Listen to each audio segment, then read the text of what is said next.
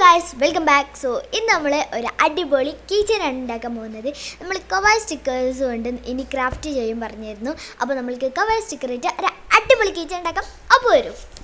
ആദ്യം തന്നെ നമ്മൾ സ്റ്റിക്കേഴ്സ് തിരഞ്ഞെടുക്കുകയാണ്. നമുക്ക് ഇഷ്ടമുള്ള സ്റ്റിക്കേഴ്സ് എടുക്കാൻ ഞാനിപ്പം ഈ ഡിസൈഡ് ചെയ്തുകൊണ്ടിരിക്കുകയാണ്. അപ്പോൾ ഞാനൊരു ചെറുത് 3 എടുക്കാമെന്നാണ് വിചാരിച്ചിട്ടുള്ളത്.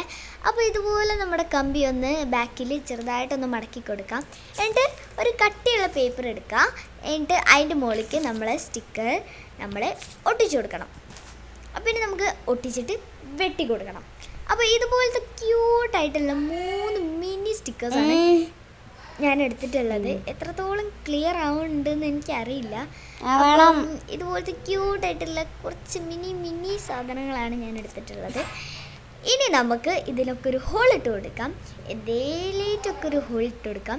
എന്നിട്ട് നമ്മൾ ഇതുപോലെ വീഡിയോയിൽ കാണിക്കുന്ന പോലെ അതിൻ്റെ ഉള്ളിൽ ഇൻസേർട്ട് ചെയ്ത് കൊടുക്കാം. നിങ്ങൾക്ക് ഇഷ്ടമുള്ള ഓർഡറിൽ ഇൻസേർട്ട് ചെയ്യാം.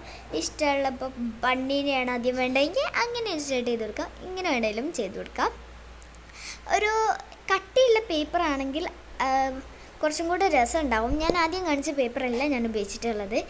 ഇനി നമുക്ക് ഇതൊന്ന് നമ്മുടെ ഏതെങ്കിലും ഒരു കിച്ചൺ ഈ കവർ സ്റ്റിക്കർ വെച്ചിട്ടുള്ള വേറെ ഈ കിച്ചൻ്റെ കൂടെയാണ് നമ്മൾ ഇതും വെക്കാൻ പോകുന്നത്. അപ്പോൾ ഇതുപോലെയാണ് സെറ്റാക്കി കിട്ടിയിട്ടുള്ളത്. അപ്പോൾ ഇഷ്ടപ്പെട്ട എല്ലാവരും ലൈക്ക് ചെയ്യുക, സപ്പോർട്ട് ചെയ്യുക, ഷെയർ ചെയ്യുക, കമൻറ്റ് ചെയ്യുക, എല്ലാം ചെയ്യുക. അപ്പം ബൈ.